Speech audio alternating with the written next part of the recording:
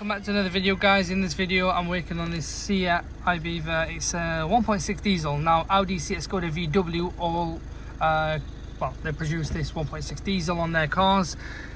We've got this P245-800, okay? Now it's common that one of the worst engines are these. I mean, I can smell fume already. It's quite bad. What you really need for this game, I'm going to show you how we can resolve this. You need a diagnostic machine first thing first, a good decent diagnostic machine, otherwise not all of them will do it. Now let's put the machine there. This is the engine, is the 1.6. So what I'm going to do, obviously pop that there. These are the things you need if you ask me. So socket, this socket here is about £12–13 on Amazon. You need this because it's going to go over this here. I'm going to show you how you can clean the DPF. That is the sensor we need to take off.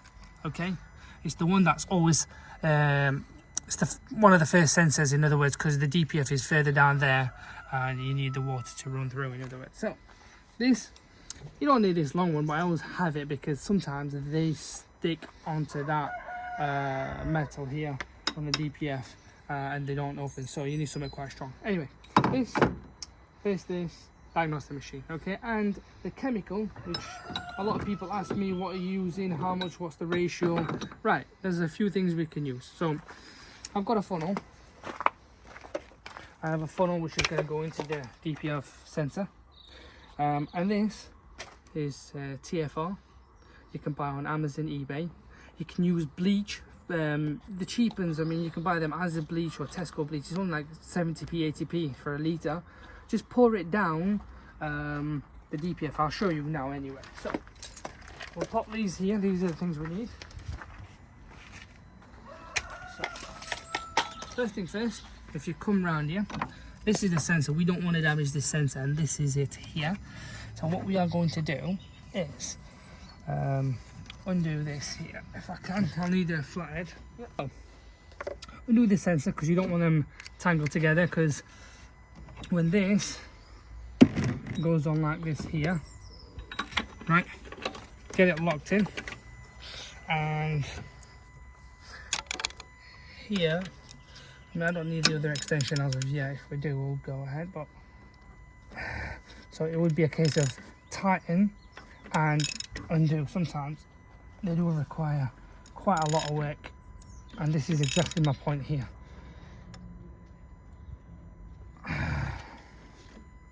So it was a tough one. I had to give it a bit of a smack with a bit of hammer just to take some of that bond off. So here it is. This is the sensor, guys, that we are going to take off. This we're going to keep safe somewhere for now. Put it there anyway. So these all can go to the side. Now a lot of you think, well, okay, how do we insert the remaining in there?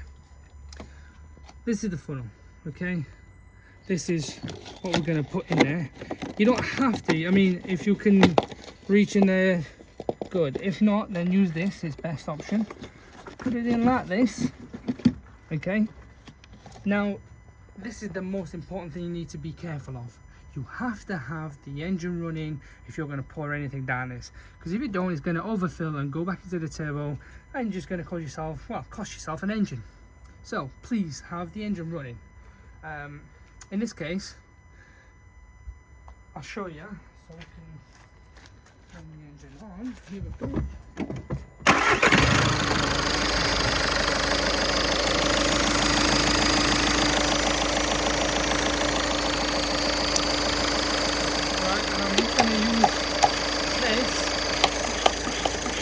Pump it a bit,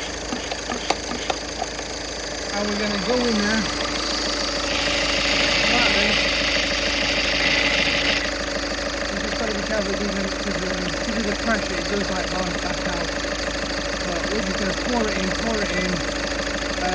There is no limit. You can pour this in all day if you like. There is no limit. So just keep doing it, and then we're going to look around the back in a second and you'll see. So as you can see, guys, I've used half of it in there. I poured it in. If you look at this here,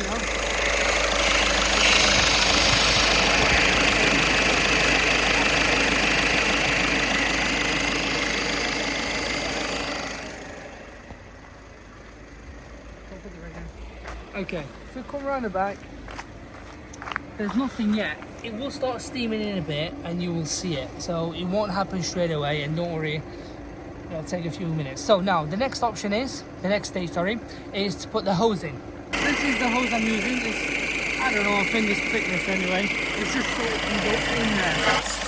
There you go. It locks itself in there. Well, it doesn't, but it takes the pressure away. There we go. So that's okay. Turn the hose on, not fully where it's like putting a lot of thing in, but as you can see, it's flowing in there, water. I've got it on the hot water, by the way. It's good. I mean, you can have it on the cold, it doesn't matter. Here we go, guys. There you go. This is what it looks like.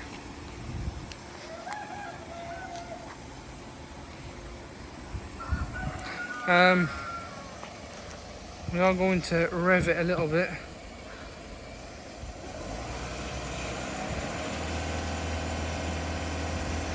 So yeah, this is very simple, it really is. Obviously this is all soot, and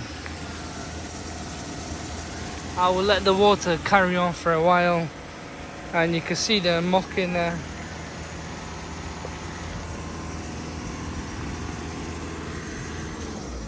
So let the water build up and then rev it again. So just be careful when you take this out. It's just the pressure of the water. You don't want it. I'm gonna try again now, like this. Twice is good, to be fair, if you ask me, guys. Twice is good. You can do 3, 4. It doesn't matter. The more you do, the better, obviously. But this is more than enough, and this is, I don't know, this is 9. I don't know, maybe you can see, but yeah. And there is no ratio to this TFR anyway. The thicker the better it is, if you ask me. So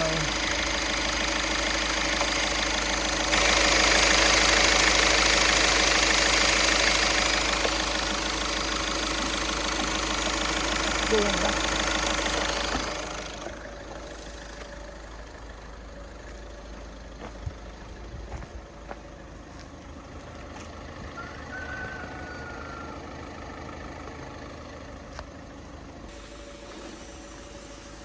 So here it is, water's running.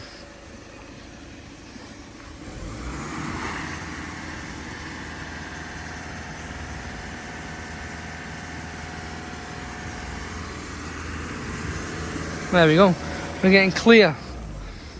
So the old muck, there you are, is now starting to be clear.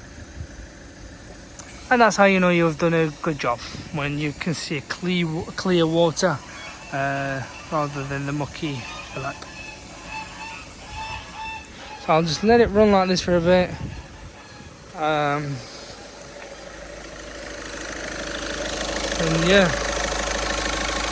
I've got it halfway open, the valve for the water. It is hot water, like I said. The more concentrated the TFR is, the better it is, guys. And this will go onto it next. This will be the next option. We shall wait. I know it says active, but we'll get into the engine and I'll show you the next step after that. That'll be on adaption, is it? Oh, what did I do?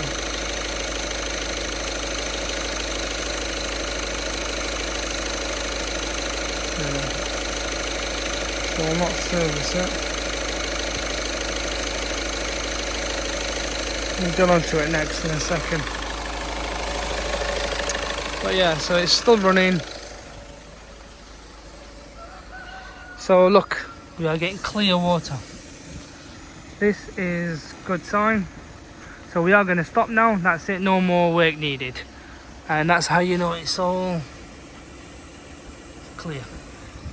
Okay, it's all done. It's just a case of reversing game. Take this out, we don't need it anymore. Get the sensor back. I guess the sensor is not the best as well. I'll just give it I'll give it a clean. Back in there, guys.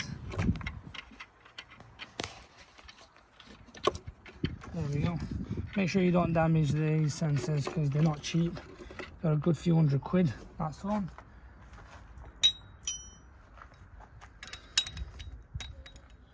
It's literally as simple as that, guys, honestly. And then there are people that charge you like 300, 400 quid for this, when in reality it's only a few quids.